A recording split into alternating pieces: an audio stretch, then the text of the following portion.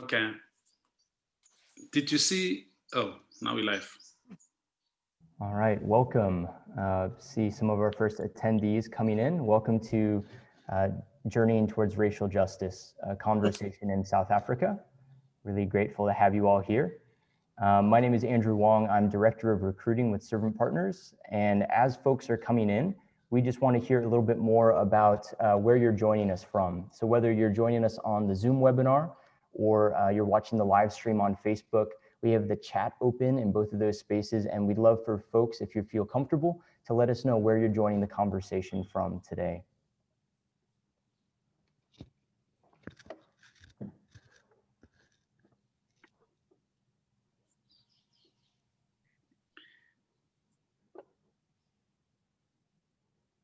Yeah, we see some folks coming in from the Pacific Northwest here in the US. Welcome folks from Corvallis, Oregon, and some good friends here from San Jose. Glad to have you joining us. Vancouver, British Columbia. Of course, we have some representation here with Johannesburg, South Africa. Glad to have you here. Welcome, Balaji, our friend from La Mirada. Yeah, it's good to see a lot of friendly names, at least, connected to friendly faces joining us here. Yeah, just as we continue to come in, please let us know where you're joining from, whether on the Facebook Live event or here in the webinar. We'd love to hear where you're joining from. Again, my name is Andrew Wong. I'm Director of Recruiting with Servant Partners, and we are just really joyful to be hosting this conversation on racial justice tonight. And we're grateful for each of you joining us for tonight, or wherever you might be. For our friends in Johannesburg, South Africa, it's very early in the morning, and we really appreciate you all for that too. For anyone who may be newer to Servant Partners, we are a movement centered on Jesus and planted alongside urban marginalized communities around the world. We are leaders both from the community and those who have relocated into the community. And together we feel called to pursue community transformation. And we do that in three main ways. We plant churches that honor the unique cultural identity and heritage of our communities. We organize neighbors for systemic and structural change. And we come alongside the leadership that already exists in each community, and we work to support and expand that impact. And so this conversation on racial justice, in so many ways, it's at the very heart of our work, and it intersects with every aspect of community transformation. We've called this a conversation in South Africa, and it certainly is shaped by that context. Two of our panelists are South African. Two of our panelists are also from the United States, and as are a good many of you that I saw, at least in the chat. And it strikes me that both of our nations, South Africa and the United States, are connected through some very tragic and painful histories and systems of racial exclusion. And while segregation and apartheid have been made illegal, we are still living with the legacy of that oppression and violence, and the challenge that that legacy poses for us as the church. What does it mean for us as the people of God to pursue justice and to recognize the humanity and dignity of all people, especially in these racialized contexts? You might be outside of the US or South Africa, and surely, even for you, that question of what does it mean to recognize the dignity and humanity of all people, given the history of the unique place you find yourself. This is a conversation that stretches back many generations, probably as far back as any of us could remember. And it's also a conversation that is very present and urgent for us today as we seek to follow Jesus and to love our neighbors, as we seek to participate in God's kingdom of peace and justice. And so we're really grateful to have each of you here, wherever you're joining us from and whatever context you find yourself in. One thing I just want to direct you to on both Zoom and on Facebook is the option for a question and answer. So during the conversation, we invite you to share any questions that are stirring for you, any things that you would like to hear more about from our panelists. We're going to have a good amount of time at the end of the conversation for our panelists to interact with questions. So feel free in the Zoom webinar to enter some questions in the Q&A or just on the Facebook chat there on the page. You can just enter some questions and we'll monitor that too, so we can get those to our panelists. So with that, I'd like to pass this off to Chrissy Davies, who's going to be facilitating our conversation today. Thanks so much, Andrew. Good morning for us here in Johannesburg, and good afternoon and evening for all of you joining all over the world. We are really grateful to have you as a part of this conversation. My name is Chrissy Davies, as Andrew said, and I am part of the team here, a Certain Partners team here in South Africa. And let's just jump right in. I'd love just to get us started with introducing our panelists, my friends. And Jen, I'm going to start with you. Tell us a little bit about yourself. Tell us what it's like to be you. Thanks, Chrissy. I think that what it's like to be me right now is actually slightly frustrated because I'm not in South Africa physically at the moment. But I am a part of this team and have been for the last 10 years, which is the majority of my time with Certain Partners. So yeah, I think that as a Korean American woman, a daughter of immigrants in the US, it's been just very interesting to kind of think about who I am here in the States, who I am specifically when I'm here in Hawaii, which is where I am with my family. And obviously who I am when I'm in South Africa in the context that we all kind of play in together. And yeah, I think that a lot of my life and what it's like to be me is trying to figure out how to be in these different sort of spaces, to exist in kind of like liminal and or bridge spaces in my body. That's great. Thank you. Thank you, Jen. How about you, Paballo? Yeah, hello everybody from Joburg, South Africa. As introduced, my name is Paballo Thekiso, and what it's like to be me, I come from a township called Soweto. Most of you might have heard about it. And in South Africa, that's the most famous township, and a lot of history comes from there. And I now have moved out of Soweto, and I now stay in the previously only white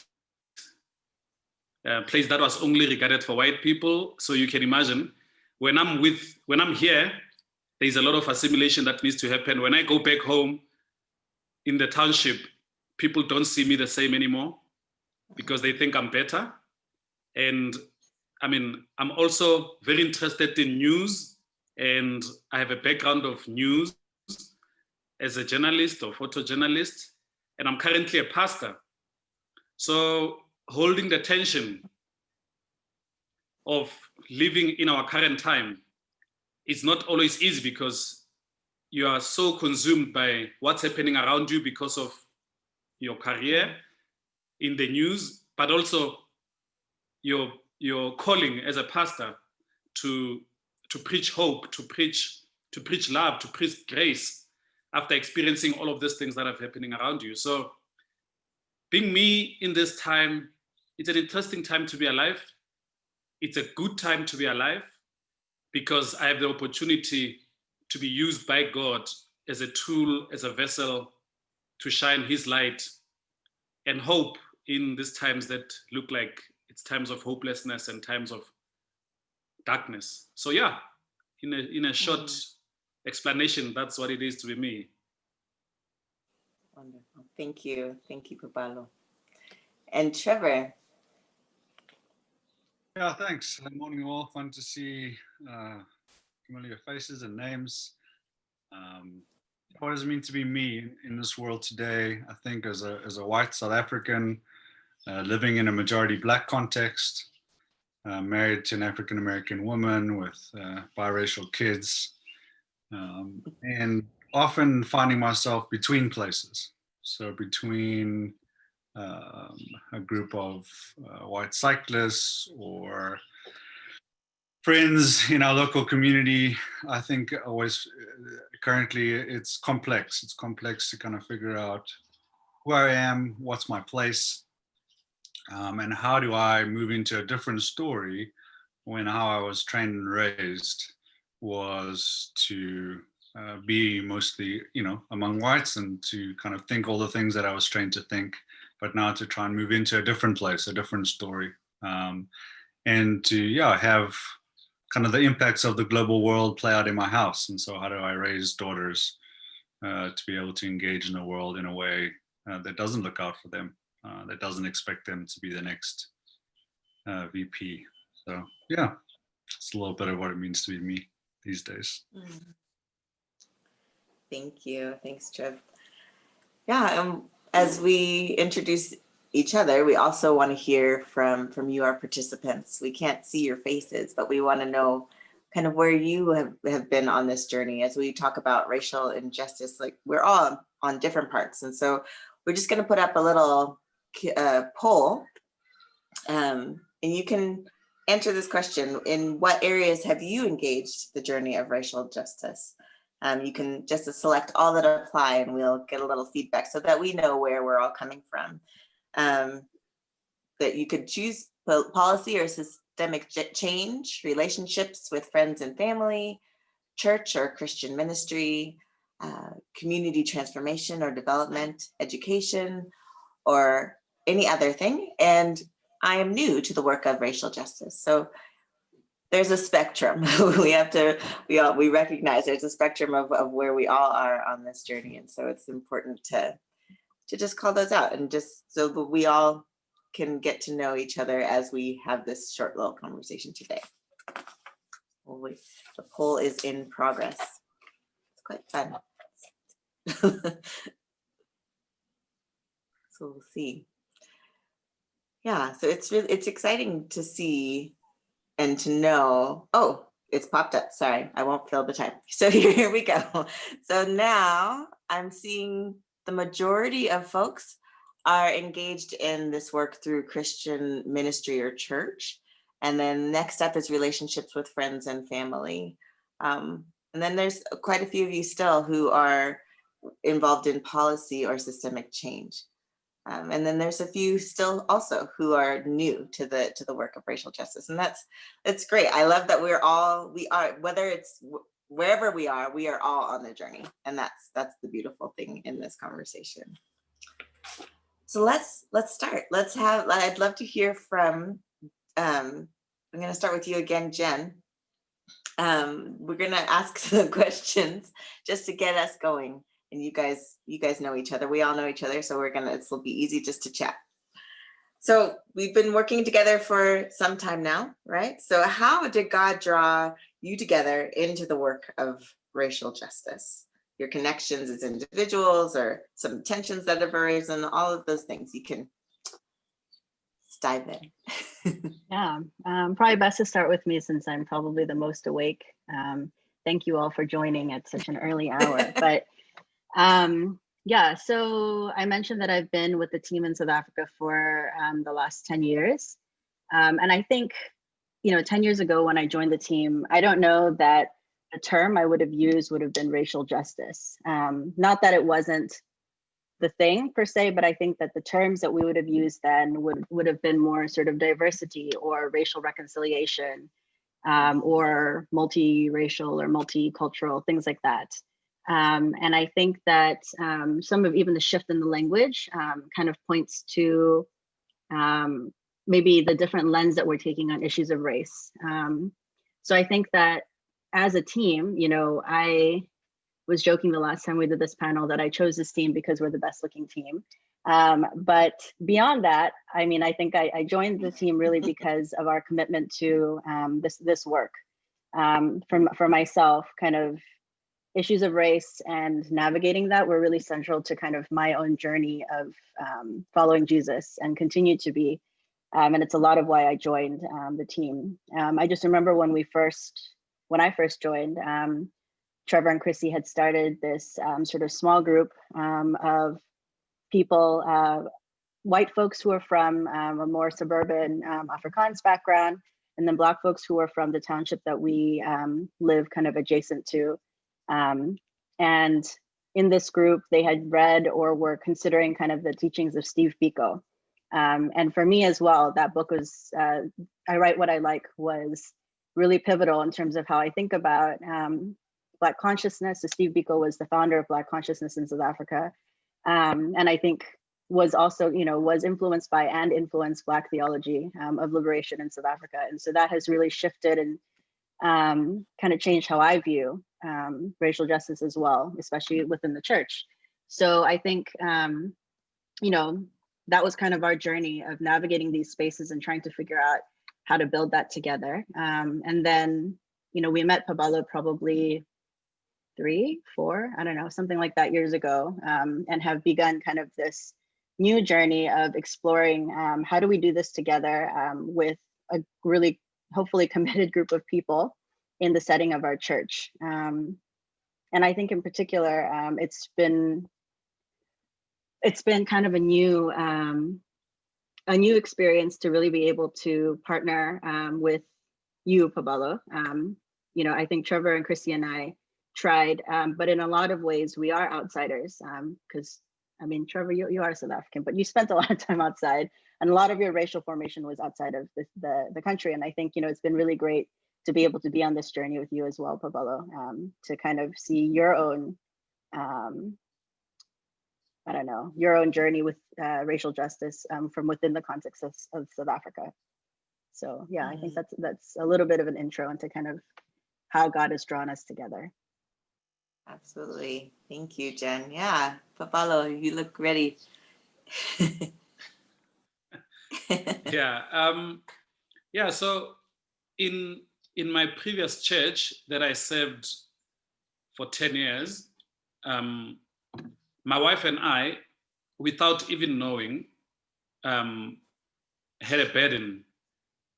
And the burden was to see the church more diversified, to see the church representing the image of South Africa in general. And we tried for many years to leave that church because we were frustrated in just how the church looked like and some of the culture around the church, but we never had a name for it. We couldn't say what it was that we were feeling.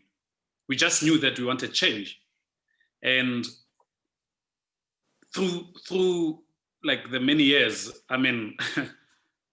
we, in fact, at one point, we were the only Black couple in the church.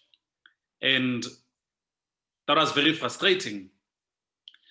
And as the leadership of the church kept changing, God was also deepening our burden. And at some point, actually felt like God has put this thing for me to leave my job and to go work full time at that church, which I did, which was a hard decision to make. And I went to work there with the sole purpose at that time of helping the church to diversify and helping the church to follow God's heart in seeing his kingdom represented the way it's set out to be. And during that journey, we then started running conferences where we can bring churches together and wrestle with this issue, which at the time we referred to as diversifying the church, like let's diversify the church. And it was through that time that I met Trevor and Jen, because in their church, with you as well, Chrissy, in their church following Jesus, they were wrestling already with these things and they were moving ahead. So one of the persons introduced us to Alexander, who led the church at the time. And then all of you guys were there. We met each other. We got excited about the things we're doing. And I didn't know that 2 years later, I would be the pastor of the same church because we realized, I guess, at that conference that we did for 2 years that, oh, our hearts are aligning. Maybe God is calling us to something together. And I must be honest, I didn't see it coming. I was just being me, trying to be obedient to the call of doing what I was doing in the frustrated church that I was in. It was a beautiful church, amazing church. But when it came to this issue, I was very frustrated. So, and over time, like Jen said, I started realizing that, flip, man, our church is now diversifying because of the work we're doing, thanks to God. But then started realizing that diversity, it's not the end of it. Because now we've brought people together, and then what? Yeah. You know, so, so then being friends with Trevor and other guys started being exposed to other different platforms. Then you realize that, oh, diversity is just the beginning of the journey. It's not the end of the journey. Then we moved, changed language, became aware of other things, and now in our conversations, we're talking about racial justice. We're not just talking about diversity. One of our core values as a church now is diversity, but it's just the beginning step to help us move towards social justice. And we'll explain as we move forward what we mean and how we've tried to practically live that out in the church. So in a long story, as a pastor who's supposed to spend 1 minute and 30 minutes later is still speaking, that's how we've come together. Thank you, Paballo. It's a good story. It's a good story. Trev. Yeah, I mean, it's been a gift, obviously, to have Jen join us, and in our Serving Partners team, to be a team from the beginning that was just trying to figure out how do we bridge this divide, this massive divide between white and black, historically, and even economically. How do we do that? And yeah, we tried lots of different things. I think before we went on sabbatical in 2015, I think we were feeling pretty hopeless. We had tried a lot of things, as Jen said, brought people together, talked about what does it mean to follow Jesus in the context of South Africa. How do we move beyond these little bubbles that we've been kind of mandated to be in? How do we move into something different? Can people even learn new ways to interact and be together? And so we tried a number of things. And I think just as we were leaving for sabbatical, we found a church who the gift was that church had a clear articulation biblically of a heart for racial reconciliation. That was the language that they were using. And so that gave us hope. And so we joined that church. It was probably about 70% white at that point, maybe more, and kind of average age of about 55. And so, yeah, we started to work in that church, have conversations. Chrissy was playing a big part trying to figure out how do we shift worship, in language, in style, in culture. And it was a challenging space because there was an articulation of a theology for reconciliation, but practically nothing was changing. The leadership was white, the elders were white, the worship was white, the handshakes were white. The way that we did all those different things culturally were still the same.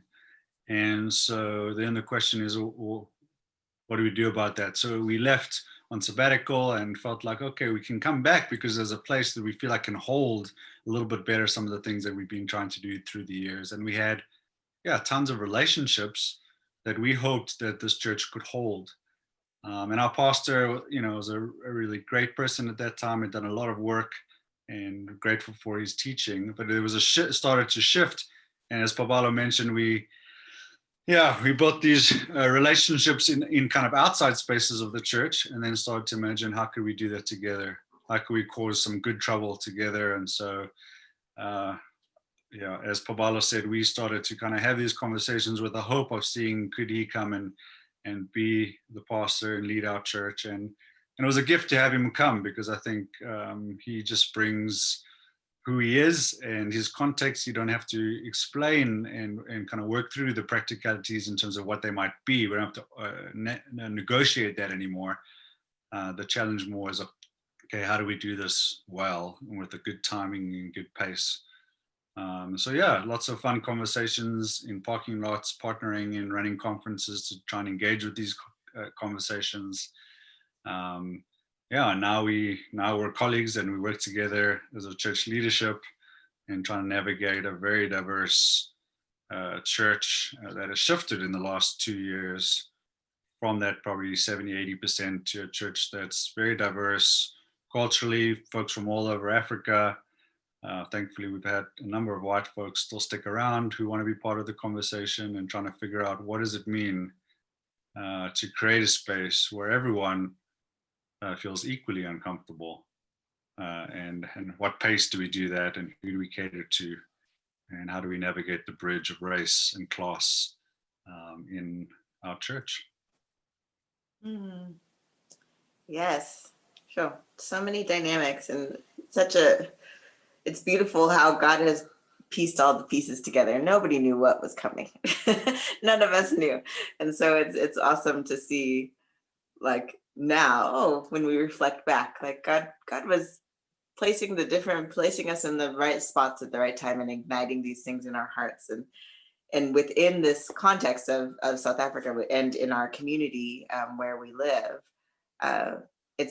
those are the questions that we have to ask. We have to keep wrestling with. And so I'd love to hear you guys share what are some of the tensions and challenges that you experience in working with in racial justice together. And just feel free to share what things you've tried, things that have worked, things that haven't worked, just to give folks a picture of what that looked like. And Trevor, we'll start with you again. Yeah, thanks. I think the challenge, the primary challenge, one of the challenges is that particularly as white folks who have grown up having all things work for us, is we just don't know what we don't know. And the message that we hear is that we have to shift. And yet we just have no idea how to do that. And so we get information and we learn about, okay, we need to move towards racial justice. And often our best efforts is just try to be nicer. Try to be nicer to people that we've been taught our whole lives to hate, to treat less than us, to belittle, to not give space. And so I think the biggest challenge then is then how do we create and implement and educate folks like myself to understand that our liberation is wrapped up in this journey, that in fact, I can say for myself, as I've walked on this journey the last 20 years, that I am the one that has benefited the most from my participation in this journey. And so I think it's been really challenging to try and figure out how to help white folks to catch up, to understand things that people of color live in every day, to get a grasp of what that's like. And so, yeah, leading in our context, often we would try to create these spaces for diverse conversations, for talking about reconciliation. And I was going to say 9 out of 10, but 100% of the time, the limitation of the conversation is the awareness and understanding of the white folks in the room to the dynamics of what's happening, and for them to listen and to participate and trust the people of color in the room. And so, yeah, I think I was just thinking about our journey of trying to shift worship in our church. Actually, the first day that Paballo came as the pastor, Chrissy was leading worship, and we had shifting songs to singing in different languages. And so there was multiple different languages that day, local languages with different style and worship. And as Paballo came and preached and he just kind of introduced himself, there were white folks in the congregation who were on board and really wanted this, who felt like, why are you singing all the songs in Zulu? Are we going to become a Zulu church now? And that day, not one single song of the songs was in Zulu. Yeah. And it was just this kind of coming to be confronted with a different way and a different style. And so, yeah, what does it mean to help folks to be open, not just in willingness and to be nice, but to really start to shift and to learn and to unlearn? And that's been a major challenge. And so we've tried along the way to kind of create some spaces specifically for white folks to come and engage and to learn and to read. But I have to say that that's been slow. I think most folks would like to get in the same place. We just love people. We don't see color. Everyone's beautiful. Can we just get along now? Apartheid's in the background. And so I think it's really has been challenging to help folks to embrace the reality of racial injustice that continues, how that affects folks and they experience it every day outside of the church context and continue to experience it in the church context. So what does it mean to shift not just who's in the room, but who's leading the structures, the way that we do things? Yeah. And so the last thing I'll say, we just had this idea of what does it mean to create a space where everyone has ownership. And so if you think about a house, when someone comes in as a guest, they might look at your house, they might see the curtains and not like them. They might wonder what's in the fridge, but you don't walk into someone's house and just help yourself. You act as a guest, and so you are politely in that space. But if you shift to be a co-owner, then you might have an opinion and say, I would like to put different curtains up. And you would walk and open the fridge. And so what does it mean when we create these spaces to not just make it welcoming in words, but how do we actually change the structures and the way things work so that everyone has equal authority and equal voice? And so that's a big work that we've done, is try to shift over the last 3-4 years, shift those who have been on the margins, who've been faithful and loyal for many 20 years in some cases in our church. We have a man who's been part of our church for 20 years and has never been given a leadership position in the church. And now he sits with us on our elders team. And so that's been a big work, is how do we move those in the margins to the center? And how do we shift the structures and the systems on how we do things and not just be nicer. Yeah, thank you, Trev. Drop that mic. Now, Jen, what would you add to that? The tensions and challenges and experiences that you've had. Yeah, I think I was thinking about what Trevor said about 9 out of 10 or 10 out of 10 times that the block, like what is the block to having these conversations? And I mean, I think I 9 out of 10 agree with that. But I mean, I would say that there are some other, like it's not just white folks who are struggling with conscientization, essentially, or greater awareness of their own identity and their social position. I think that all of us struggle with that in some way. And in particular, I think that, I think, Trevor, I think you mentioned earlier that we have lost, some people, but that others have stayed in kind of this journey of working through racial justice together. And I think, Paballo and Trevor and I, in our meetings with the rest of our leadership team, are frequently kind of like having the conversation of how much do we pay attention to the one person who is making a big fuss and leaving because they were displeased with how much conversation we're having about race. How much do we focus on that person versus how much do we focus on kind of the rest of the congregation who are getting it and who are eager and wanting to learn and wanting to participate. And I think that is a tension of, to what extent do you fear or worry or whatever? Maybe those aren't really the right terms here, but to what extent do we concern ourselves with those who want to kind of, who are kind of unwilling to maybe relinquish some of their ideas of what church should be like, and are, sort of unwilling to stay and play, and would rather kind of take their people and go kind of thing. And I think we have at times worried about the influence of some of different folks who have kind of really staunchly felt like, all this talk about race and justice, the history of South Africa, this doesn't belong in the church. This is political. This sort of conversation should happen outside, but not within here. We've had people walk out of services where we're talking about these issues, where we're preaching from scripture, but about these issues because they didn't feel like it was Christian enough. And these folks are not just white folks, they are Black folks as well, and others. We've had people of all different sort of races leave. And I think that when I think in particularly for people of color, Black folks, colored folks, Indian folks in the context of South Africa, a lot of it is that there is a lot of internal work that needs to happen, because almost all of us, well, all of us were raised in some way in churches that have been, massively influenced by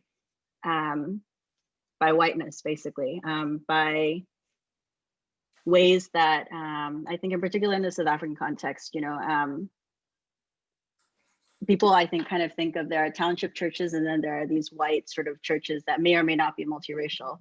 But I think in a lot of ways, even township churches are very influenced because of colonialism and all of these other things by the ideas that are taking place in white churches as well. And there's a lot of kind of dividing of what's considered spiritual and what's considered sort of political, or what's considered,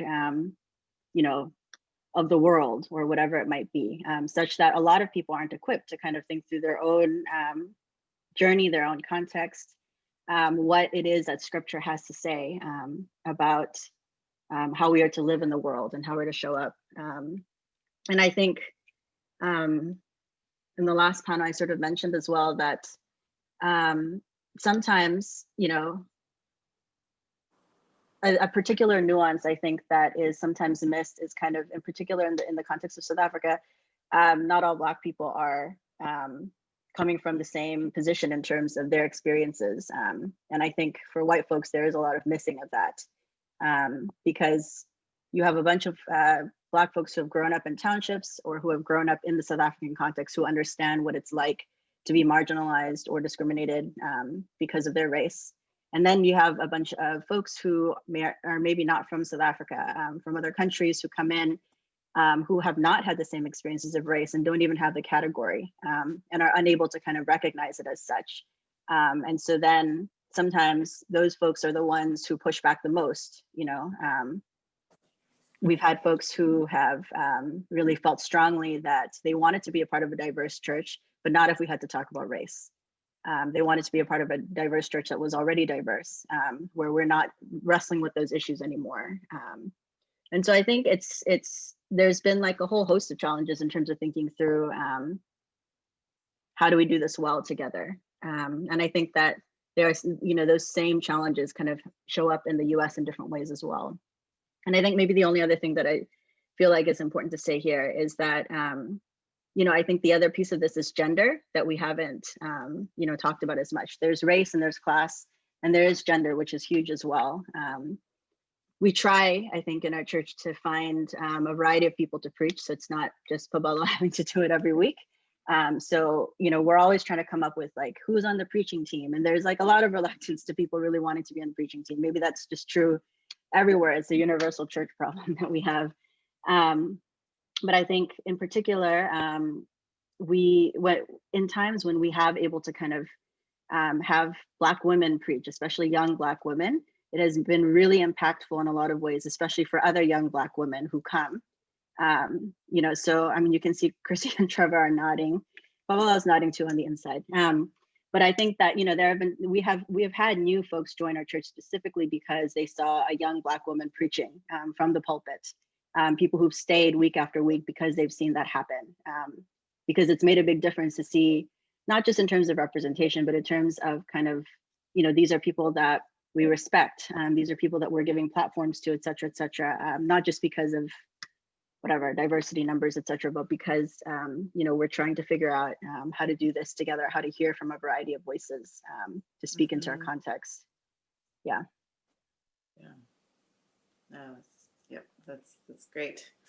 It's helpful examples of things that have been out there that we've tried to put ourselves out there with.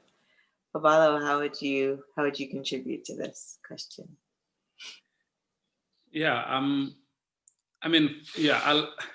For me, there are many dynamics to this, right? Because there are many tensions that one holds and many challenges that one faces. Number one, from a leadership point of view, the church used to be led by a 65, 63-year-old white man. And he never used to mince his words when he preached. He had a certain dislike about how the country was being ran, and you tell white folks where to get off, and people would stick around. Some would be uncomfortable and leave, but people would be okay.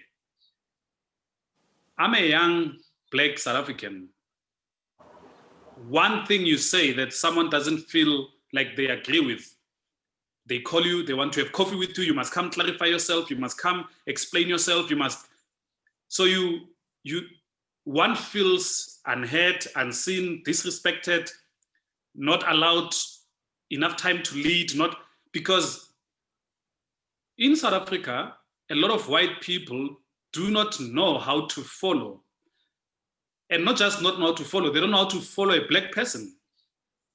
Especially when you're above 40 or 50, when you've actually been indoctrinated in this system of apartheid, where you lived in privilege, where everything was looking to you, where you were always right, you could do whatever you say, you had opinions. And now when you see somebody of a different race, who's strong in character, who lives with conviction, who knows what they are called for, and who don't, it scares you, right? It shakes you, and people don't know how to respond to that. And I mean, part of the tension that I hold as a pastor is, when do I tell someone where to get off and when do I treat them with grace? When do I get angry and explode? And when do I calm myself down and say, Lord, shape me to help people because you've called me to be a shepherd of the flock? And this has been one of the challenges, because it can actually affect you as a human being when you feel unheard or unseen. But also, I think the other thing is, I come from a background where patriarchy was the name of the game. I come from a church that didn't allow women to preach. I come from a church that never gave space to women. Don't even think black people. I was the only black person who preached. And after I don't know how long, but I sat on the eldership team. And so I come with all of those, and coming into this space, now the tension of now shifting my understanding and shifting my theology, where understanding that, hey, women are gifted too. Women can come into the space and shape the space and help contribute towards the space, has been a challenge and a tension, because now God is doing something in me and I have to be shaped while I'm leading. And how do I balance that tension? But it's been a beautiful thing to see God do that in me, And so you come with all these tensions. How do we do this? How do we do that? So it's been an amazing journey and a tough one at the same time to lead. I mean, when I arrived at Following Jesus, Trevor and Jen and Chrissy, you can correct me, 90% of the church was above 60 or above 50, if I'm not mistaken. And I came in, I think when I came in, I was under 35, and now I must lead these people. I mean, there's a couple that I know in the church. They had some issues and they were fighting, and they didn't come to me as their pastor for advice, because who am I? What am I going to say? I mean, I'm this little boy, young boy. And people don't recognize the authority that God has placed on me, and maybe the wisdom that God has put on me as well to, so when people don't see you as their spiritual father because of your age as well. So it's been a lot of stuff to navigate, and it's been 2 years, and we're still soldiering on, we're still learning, we're still growing, we're still pursuing. And I bet if I was a young white man, things would have been different. I would have been offered more trust, I would have been offered more, And I must also say, there are people in our church, young and old, white people, who from the first day I arrived, they stood up and said, I would like to be your Caleb, Joshua. I like to follow you. And it's been humbling to have those people alongside me and us as a team who are saying, we are here with you and we're gonna. So it's been amazing, So there are many challenges that we are navigating and tensions, but believe me, every time I find that while God is working in the church, he's working in me too. And it's been amazing to see God shape me in the journey. So I wouldn't swap it for anything. I think I'm a different person from 2 years ago, 3 years ago. I think I'm enjoying what God is doing in me and through me. So yeah, it's been challenging, but when you feel a conviction and when you feel the calling, when it's hard, you go back to God and say, like Moses said to God, why did you call me to lead these people? I mean, really, couldn't you have found someone else? And then you have moments where you're excited and you're like, thank you, Lord, for calling me to do this. Yeah. So you need that balance, and you need to hold attention, and you need to constantly depend on God's grace to mature you, to grow you, to humble you, and to help you walk this journey. So yeah, let me stop there. Yeah. Well, actually, I'd love for you to keep going, Paballo. This is an invitation. This is a new day. I really actually want to hear a bit more about your spirituality as you started to share, like how God is shaping you. I'm curious, like if you could share, like how has your spirituality with God shifted as you've pursued racial justice? Like you've touched on it a bit. I'd love for you to expand a little bit more. Yeah, so the journey of social justice is hard, right? Because you are forced to see the way God sees. You are forced to love the way God loved. You are forced to serve the way God served.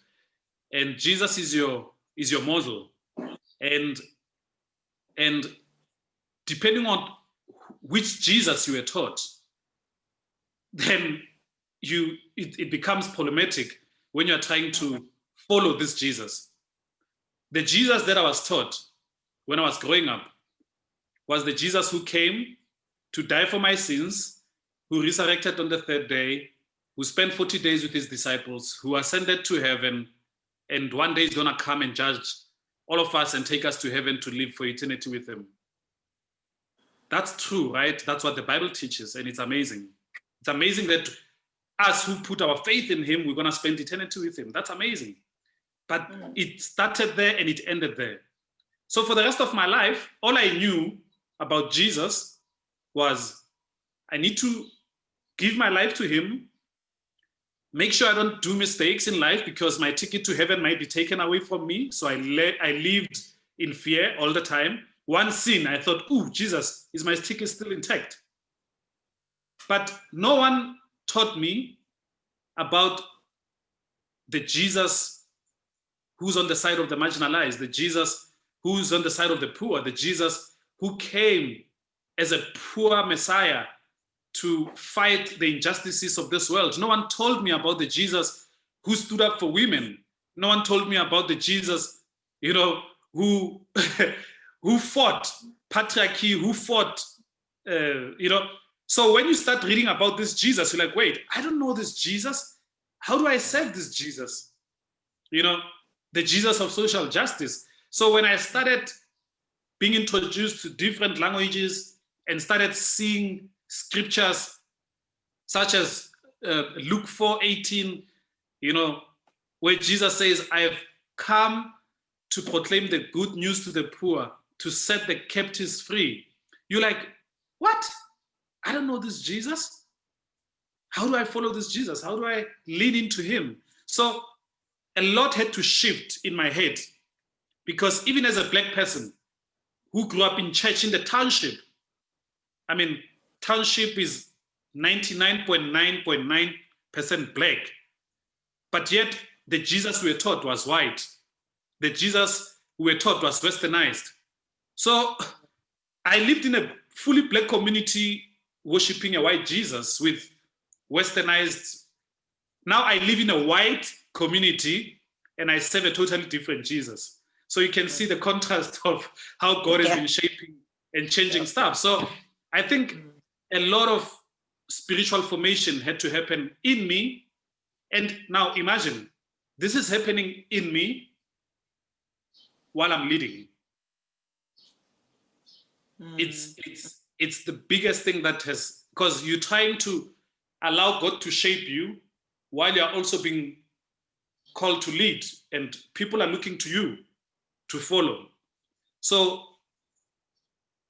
understanding the theology of actually coming from below and not coming from above, because the Jesus I was taught was, hey, when you are the man of God, people must carry your Bibles, people must worship the floor you walked on, people must do all these things. And now coming to a church where people come into church with shorts and flip-flops, and I'm dressed like, I'm like, what is all of this? I mean, really. So it's been a culture shift, culture change. I preached the other day. I came in my sportswear with my shorts and I preached in church. And my friends, when they saw the thing, they're like, what were you thinking? What were you doing? I'm like, I said to them, if you think I was underdressed, you should have come seen the congregants. So all of these dynamics and all of these things that had to shift in me had demanded a different kind of spirituality. So understanding that I serve a God who understands pain. And though we serve a God of victory, we also serve a God of compassion, of grace, who went through pain himself, who understands what pain is. And that's the theology I never really got to be introduced to, you know. So I can continue listing stuff, but I think for me the highlight is being at a place where I understand the Jesus of humility, the Jesus of the people, the Jesus who's on the side of the marginalized, and me understanding that the only way I can lead is to follow that Jesus and to come down from up there and to be where Jesus would want me to be, where I can strip off my clothes and put a towel and wash people's feet and take a posture of a slave when I'm a king. So leading from below has been an amazing shift that has happened in my heart, and I've appreciated that. And I'm appreciating that because God is still doing his work in my heart. So yeah, Chrissy, let me stop there. That's part of the shift of my spirituality that has happened. Yeah, thank you, Paballo. It's just there's a lot, right? There's a lot of layers, and yeah, let's hear some of where you're coming from, Trev.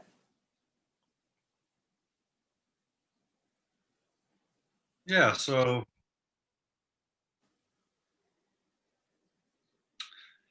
Paballo, it's just cool to hear. It's cool to hear you reflect and just to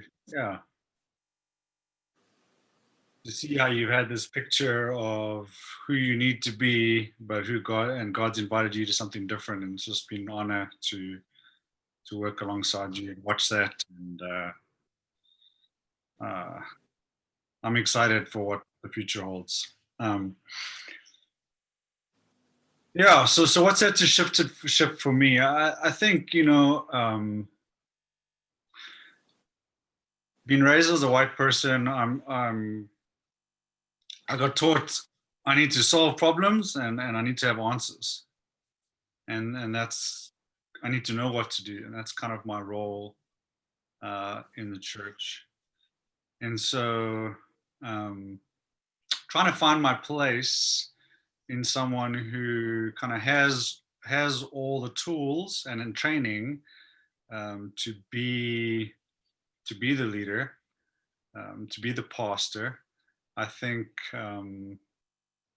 has been an interesting one. And so I have had to kind of work to kind of have a theology of understanding my place. And so, you know, in scripture, it talks about the first will be last. Huh?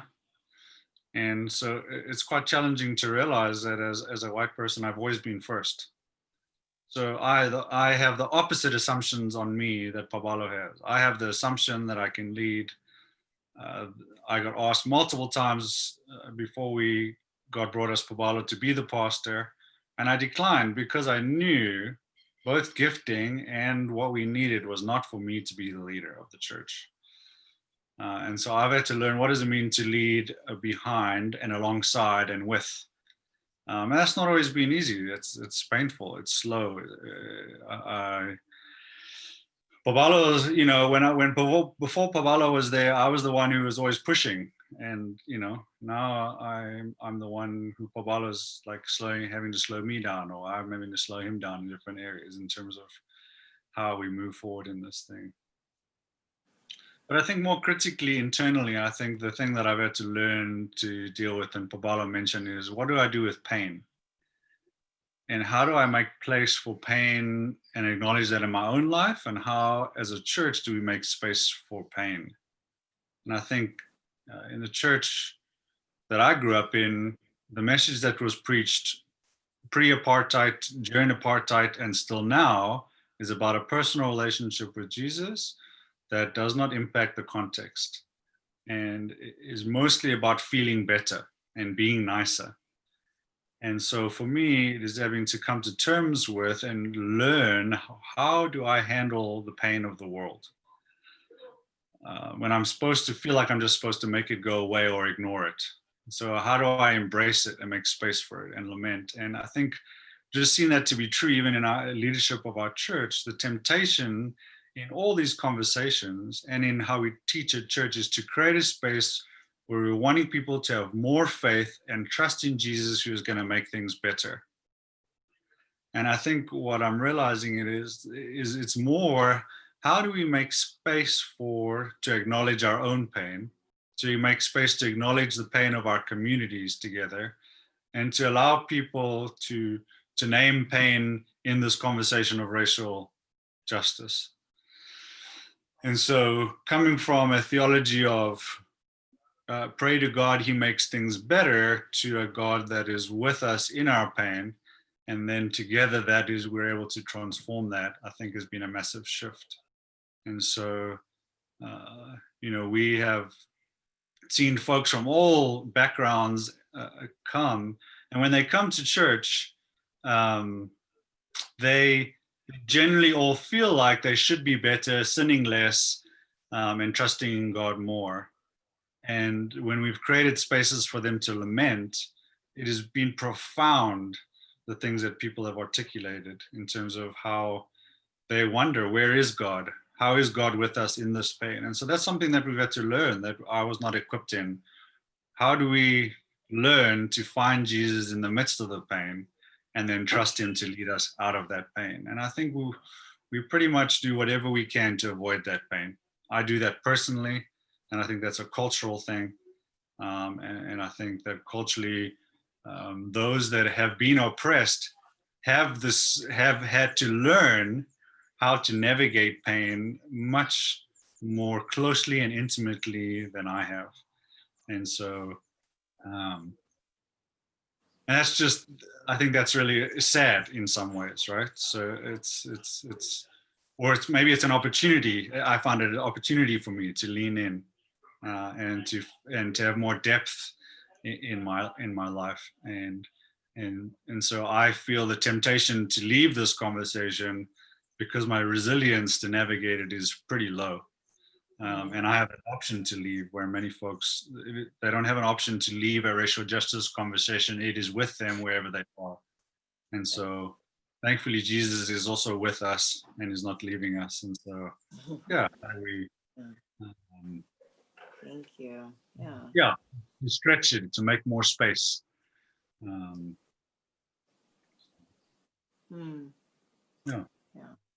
Thank you, Trevor. Thanks.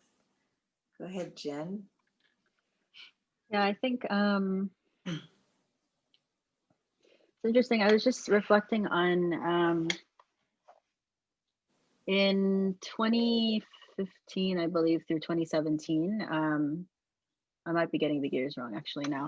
But there was kind of a series of protests across South Africa, mostly held on university campuses, or that's kind of where they started, called Rhodes Must Fall or Fees Must Fall.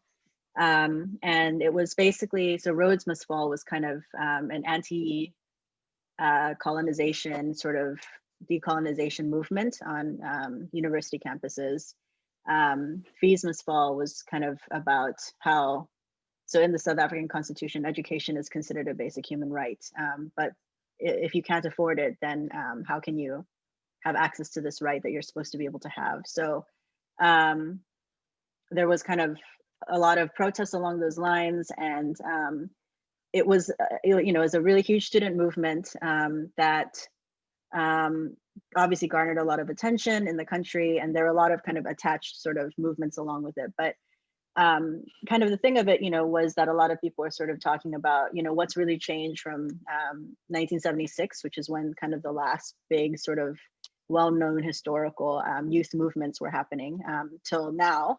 And people are kind of saying, we're faced with the same kinds of conditions that our elders basically were. And so, I think the thing that kind of was interesting to me looking at, the previous youth-led revolutions and the current ones is sort of, it seemed like there was a huge shift in terms of the voice of the church. So not that the church during apartheid was completely supportive, but I think there was a much more kind of louder prophetic voice from the church during apartheid. And that's not true right now. So a lot of folks I spoke to about kind of, especially Black students, about their experience was that they felt marginalized by their church. They were basically called thugs by their church.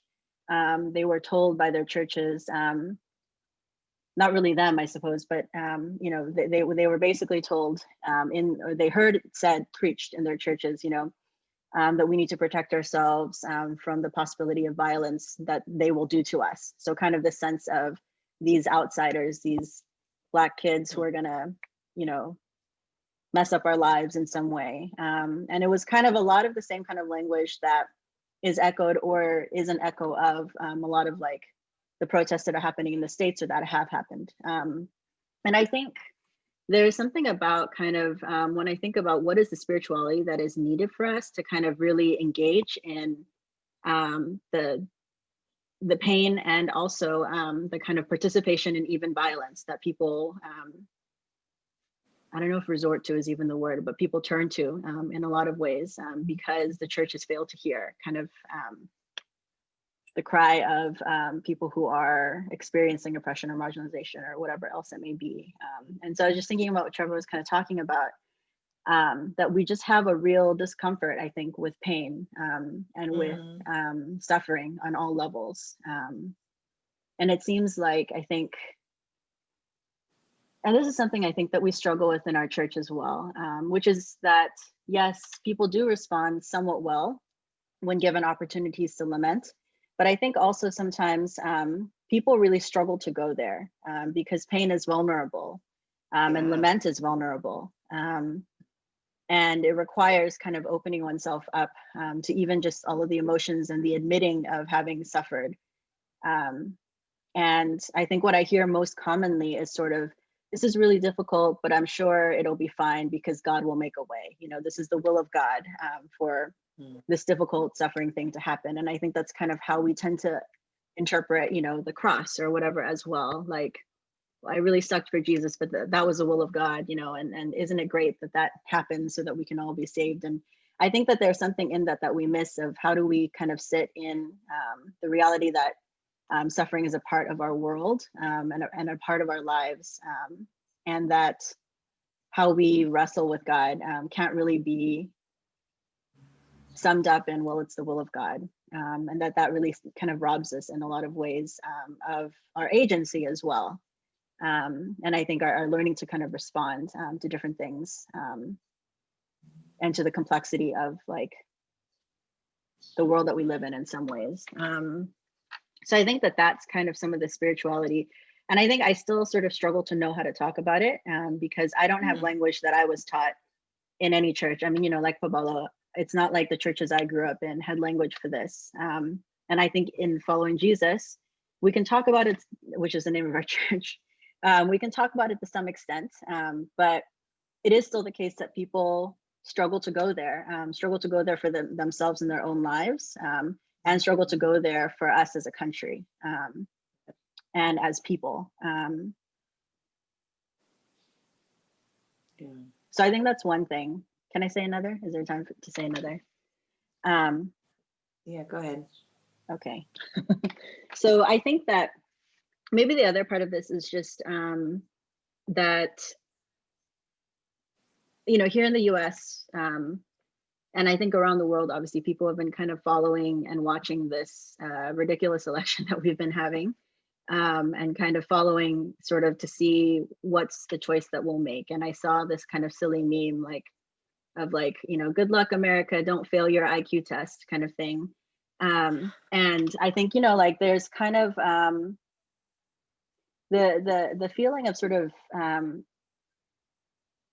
what is the right choice? What is the choice that is honored by God? And all of that is very, there's quite a divide in terms of how people feel about that. And, you know, I'm sure that there are some people who feel like we have failed our IQ test, and others who feel like you just eked by, or whatever it may be, or maybe there's still a chance of failing, who knows. So I think that some of that is like, you know, what I've seen kind of in the news and just around is a lot of sort of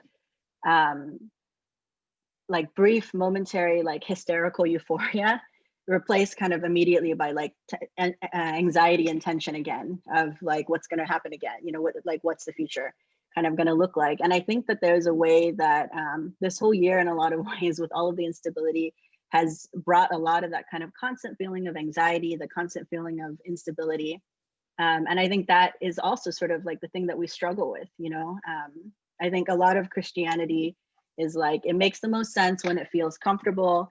And there's like a platitude that we can say, or a verse, a scripture verse, one line that we can pull out, you know, trust in the Lord in all your ways and lean not on your own, whatever it is, like some nice little verse that we can pull out and like hang on to, rather than kind of considering like the entirety of scripture, and also without considering the entirety of kind of the long like arc of what God is doing in the world.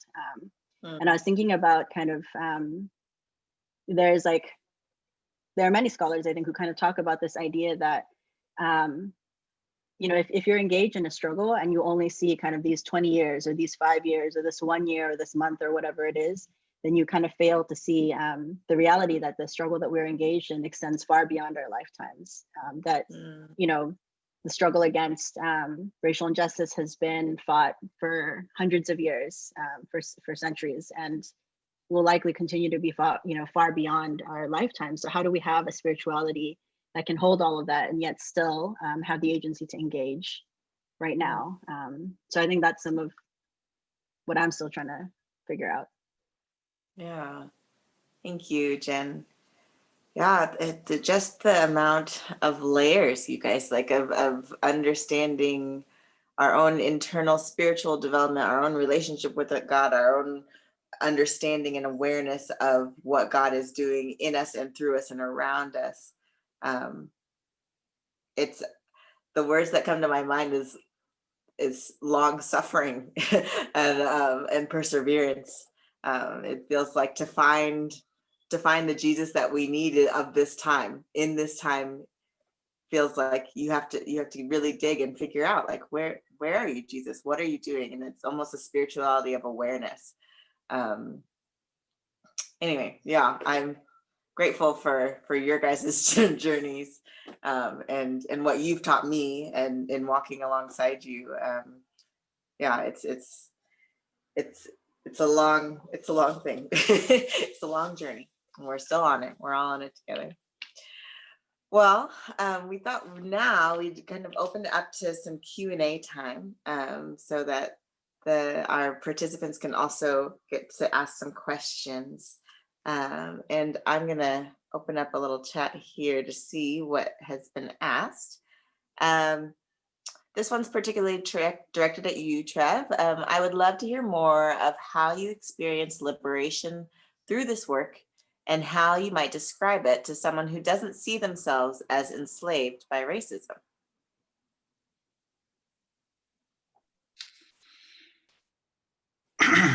Thanks for that question. Here's the easy answer. It's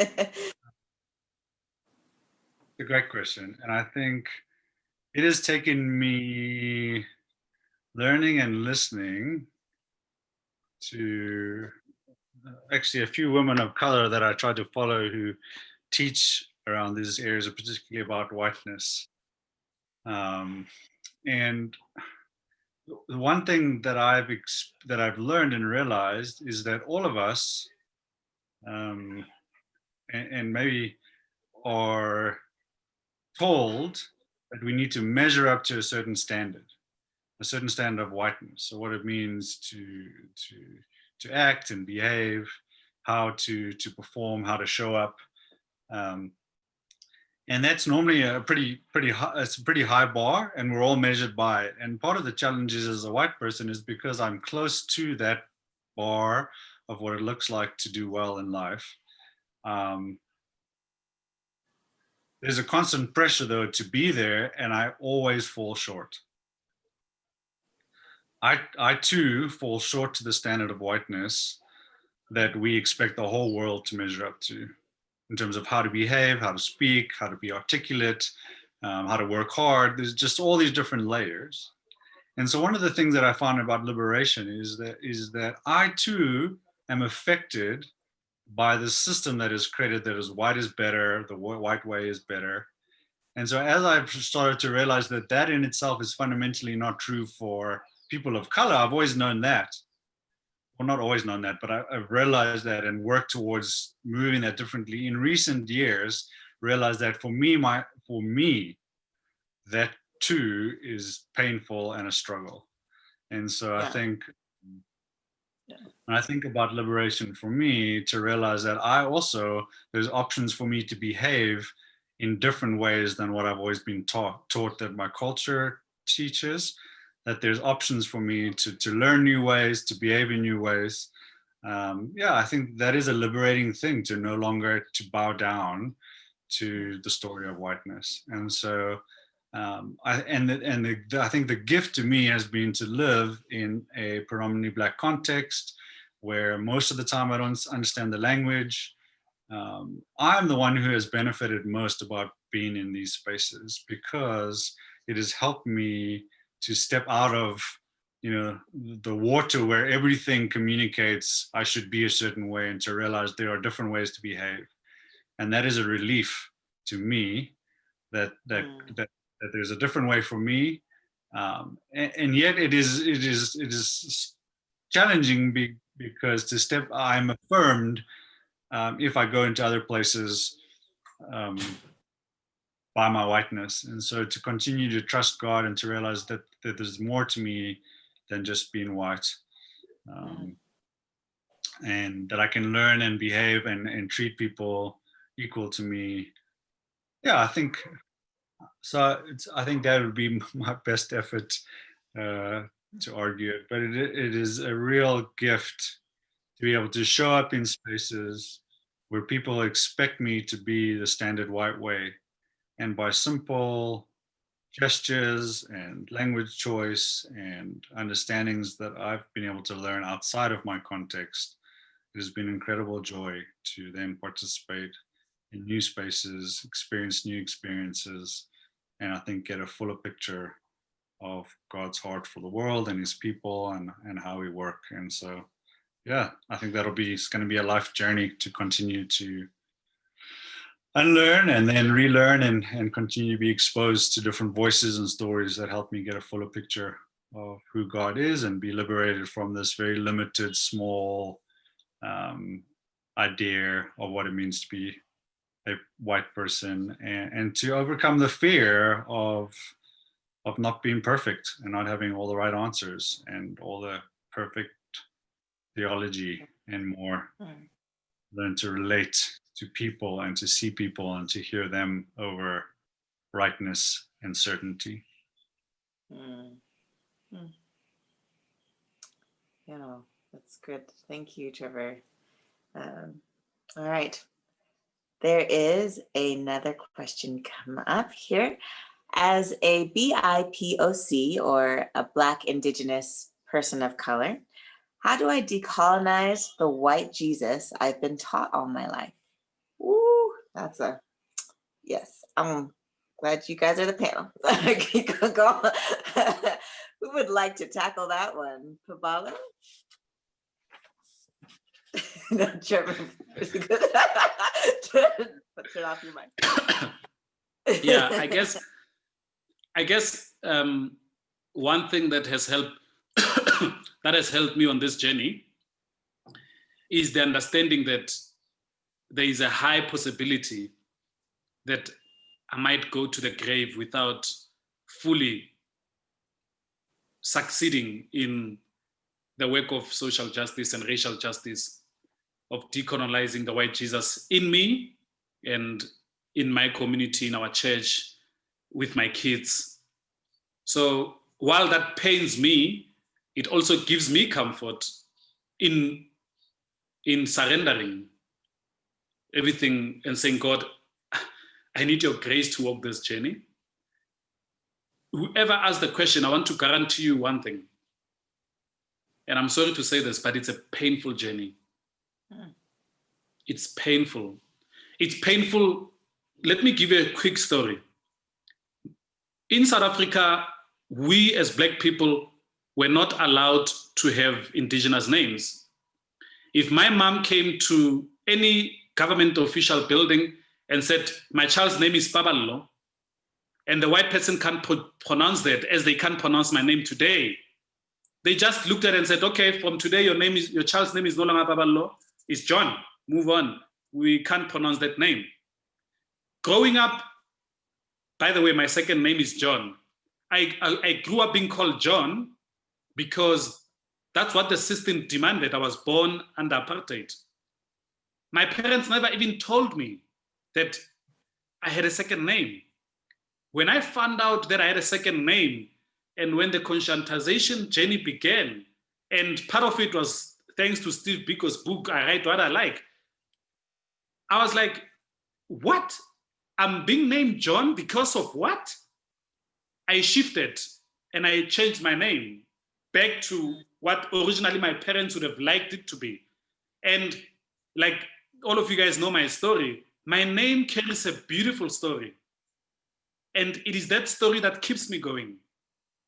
Yes, John is the name that's in the Bible. John was but the fact that there's another layer to the fact of why I was called John was trying to steal my own identity. So me trying to learn how to carry a new identity and how to try to remove myself from this decolonization. It's not just in the church. It's everywhere I go. It's the system that I live around, you know. How do I reject it every day? How do I reject this every day? It's a painful, but listen, a beautiful journey, because it has made me, and it's continuing to make me a better father, a better husband, a better leader. And so I'm becoming a new person every day. I'm hoping that the day I meet with Jesus, I'll see more of a mirror of who Jesus is when I meet him, because I'm trying to pursue him and learn of who the real him is. And I'm hoping the day I meet him, I'll be closer to who the real Jesus is. And I won't be totally shocked. Like, who's this Jesus? I don't know this Jesus. So I'm hoping that I'm not going to be shocked by the Jesus I'm going to meet in eternity. And the journey is painful, but the journey is worth it. And the journey is, yeah, man, it's yeah. So I would say to that question, stick around people who will continue to challenge you. Get to spaces that will continue to make you uncomfortable. Allow the grace of God to shape you even in areas where you don't want to go or where you want to be shaped. And also know that even yourself are carrying a lot of stuff that you need to reject, and you need to invite a lot of new things that you need to learn, and walking it with humility, and not always thinking you are right. Always understanding that there is always stuff that God wants to do with you. So I'll try to answer it that way, but it's a journey that it's amazing that God can use to shape all of us and shape those around us. Yeah, absolutely. Does anyone else want to respond to that one? I don't know if Trevor's going to respond to it, but I think maybe just to say that I think in particular, a lot of what has helped is that until probably about 4 or so years ago, a lot of I read people, how do I say this? I read books or articles or whatever from people whose perspectives were different from mine. But I always filtered them through this lens, because I've always been taught, this is what Christianity is. And this is our worldview and our lens that we use. And it had not occurred to me until about 4 or 5 years ago, how much that particular one lens was a culturally constructed lens. Even though I've been through tons of like training, I think even as a part of our own organization and certain partners, we do lots of training on cross-cultural interaction and, examining kind of the tenets of our faith that we like hold as non-negotiable or whatever it is. Even though there's a lot of that, there's still kind of, I think, deeply ingrained in most of us. There's a right way to be a Christian, and there are wrong ways, and there are many wrong ways, but there's only one straight and narrow path kind of thing.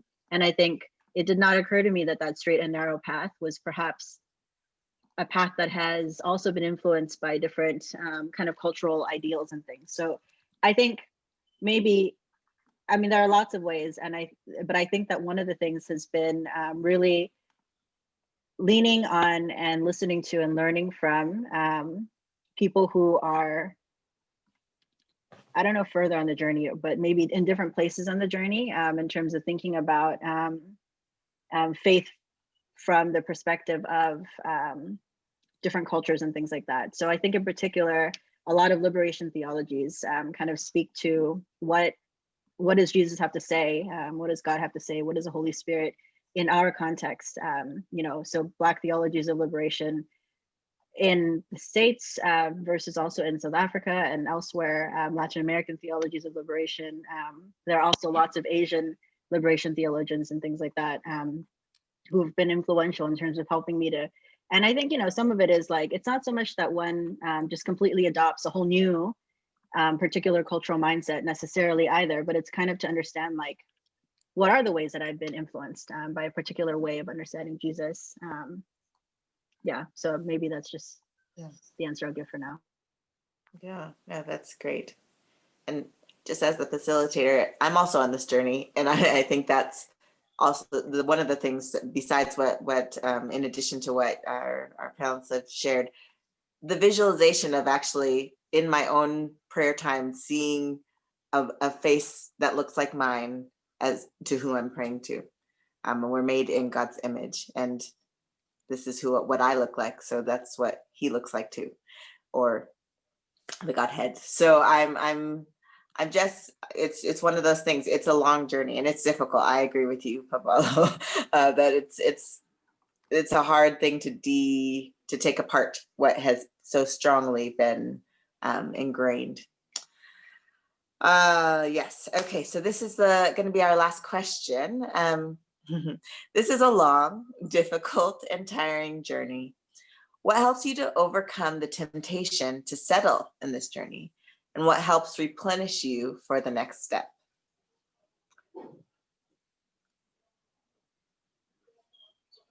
Trevor, would you like to start us with that one? Sure. For me, it's this group of people. It's relationships.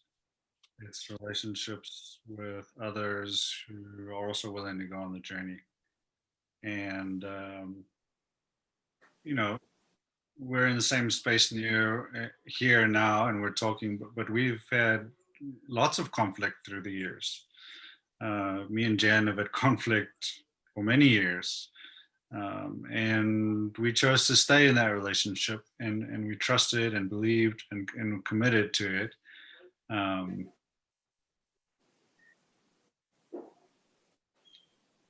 And Jen is someone that I really trust and I'm grateful for, and that has my back and sees me, as a white person, also created in the image of God, huh? Who has a place in the story, and she sees the steps that I take to move forward in this journey. So to be seen by others, and and Paballo as well, right? We're newer on our journey, and lots of conflict around leadership and who leads and how to lead and how do I move out the way and how does he step forward, and right, we've had to have conversations of reconciliation where I've hurt him deeply, and by my own assumptions of what leadership looks like and how things should work, and that's been painful. So for me, it is I'm committed to this journey, and I'm committed to these folks, regardless of what comes. And I think that is a huge part. for me. And then I mentioned earlier, it really is my ability to bring my pain before God. That is a huge thing. When I am able to, I really struggle with vulnerability, but when I'm able to come and acknowledge before God and before others, I am struggling. That is a relief that I realize that I am not God, that I do not need to be God, that I do not need to have all the answers, that it is not upon me to solve these problems, but it is an invitation for me to acknowledge the pain and the struggle, to bring it to Jesus and to figure out how can I trust him and how he is with us. He is among us. He is at work in the deepest, darkest, most broken places in our world. And when I am able to release those things to him, that is a massive gift. And the temptation has been, through 20 years of ministry, is to take that weight upon my shoulders. And I continue to fall into that trap. I continue to feel responsible. I continue to feel like I need to make something happen. And so when I'm able to release that, that has been a huge help to me. And yeah. Thank you. Thank you, Trev. And Trev, I mean, yeah, just also to add, I think for me, what helps me not settle and what helps me get my hope renewed again is this new understanding that I have now, knowing that God is moving all the time. And it's a matter of me having the spiritual eyes and ears to see and hear where he's moving, so that I can continue all the time searching for his move.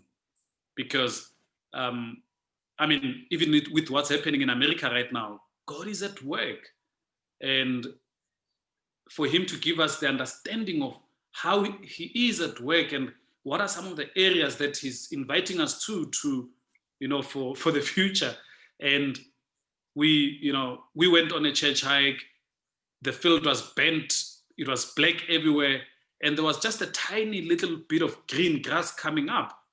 And Trevor pointed to it and said, look at that. There is hope. This place is going to be green again one day.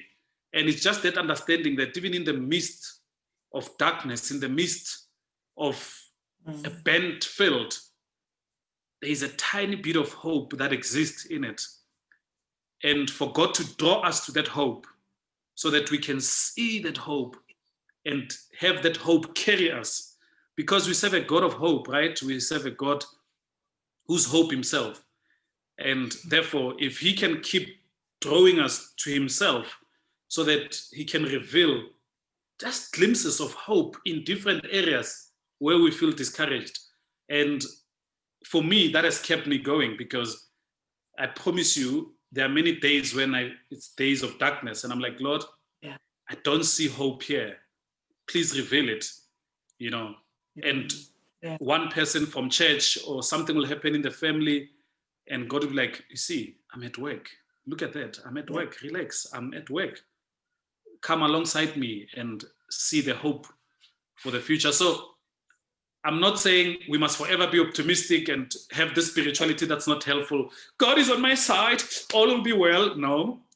But understanding that we indeed serve a God of hope. And while we acknowledge the pain, the suffering, and the challenges, we must also acknowledge that, hey, we serve a God of hope, and he's forever at work. Amen. Amen. You guys, thank you so much for sharing your stories and for sharing your experience and the work that God is doing in you and through you, and that he will continue to do. May it be so. It's been a good conversation. I'm gonna invite Andrew back. Thank you all for joining us. Yeah, thank you so much to all of you, to Chrissy, Paballo, Jen, and Trevor. We just so appreciate you all sharing your stories. And it struck me at the beginning, many of us in the poll said that we have really engaged the journey of racial justice in church and Christian ministry. And I think for many of us that are leaders, we felt probably seen and heard by some of what you were sharing as you pulled back the curtain and talked about many of the tensions of what does it mean to serve God's people and to follow God in this journey of racial justice. And so thank you for that. I just so appreciated, I think, the tensions that came up. And I think I kept thinking of John 6, where Jesus says, unless you eat my flesh and drink my blood, you have no life in you. And a bunch of people say, what does that even mean? We don't want to have anything to do with you. We're out of here, we leave. And then Jesus turns to the 12 and says, aren't you going to leave too? And they say, well, to who else are we going to go? You have the words of life. And we've come to see that you are the Holy One of God. And so we just appreciate that in this journey of racial justice, there are those moments of people quitting or people stepping out, of even ourselves wanting to step out. But just thank you for your testimony, even of the words of life that are with Jesus on the journey and the liberation that is for us and for our neighbor in that process. I wanted to thank everyone who joined us on this webinar and has watched the live stream. Thank you for your questions and participating. We hope it's been a blessing for you and that it's sort of been some nourishment, right? Some food for the journey.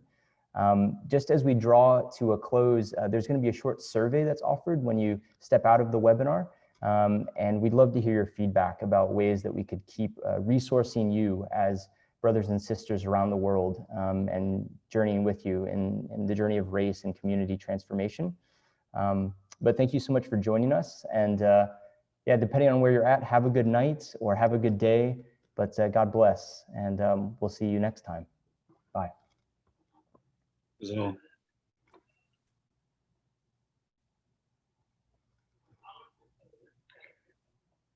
Amaniga.